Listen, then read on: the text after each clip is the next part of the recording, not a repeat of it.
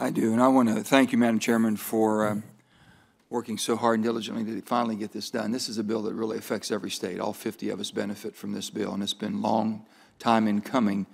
And but when you have a good product such as this, it'll eventually reach to the top, and it's done that. And I think it's been well worked on both sides. And as an avid sportsman, I believe that hunting and fishing are an integral part of the American culture and a powerful force of good protecting and preserving the natural world around us.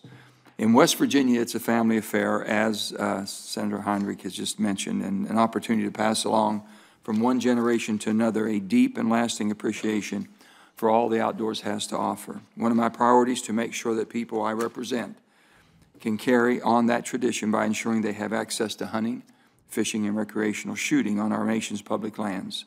In my home state, we have more than 1.6 million acres of public land open to hunting, with 28 shooting ranges on these public lands. We have a year-round fishing season with more than 20,000 miles of streams and more than 100 public fishing lakes. But this is about more than heritage and family tradition. Hunting and fishing are big business in the Mountain State. I'm sure it's big business in every one of our states.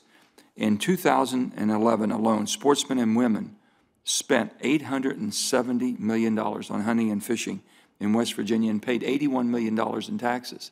It's one of our fastest growing industries we have in our state.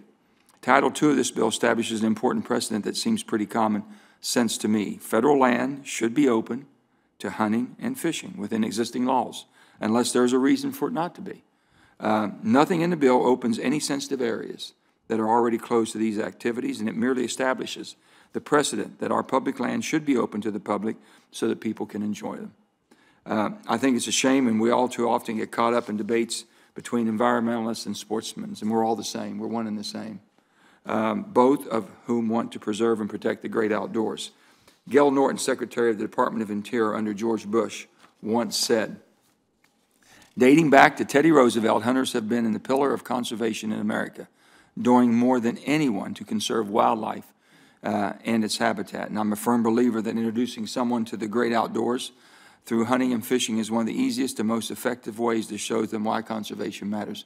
If you've never taken anybody into the woods, if you haven't taken anybody fishing, do it. It changes their life. If they never catch a fish and if they never shoot an animal, it changes their life. I was also very pleased to see that the permanent authorization of the Land and Water Conservation Fund was included in this bill, and that is probably one of the most important things we could be doing and should have done a long time ago.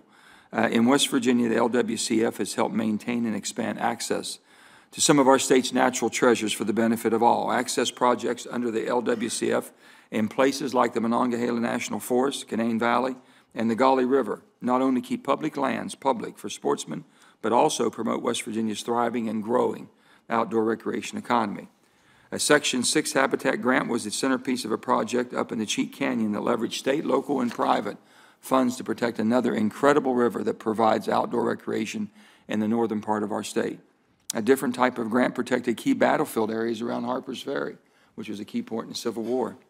And that happened last year. And the permanent authorization of the LWCF is another one of my top priorities.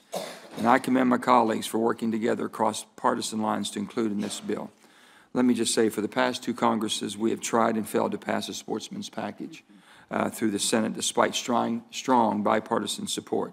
It truly got caught up in the toxic atmosphere of politics here, and it was a shame. I commend Senator Murkowski, Senator Cantwell, Senator Heinrich, my good friend Senator Risch, who I co-sponsor, co-chair on the Sportsmen's Caucus for Congress and for the Senate. But it took leadership to make this happen, and you all did that. And I'm grateful for that, and I know everybody in West Virginia. So I urge all my colleagues to continue to fight and do what they have done. I'm happy that it worked out as well as it did, and I want to thank everybody.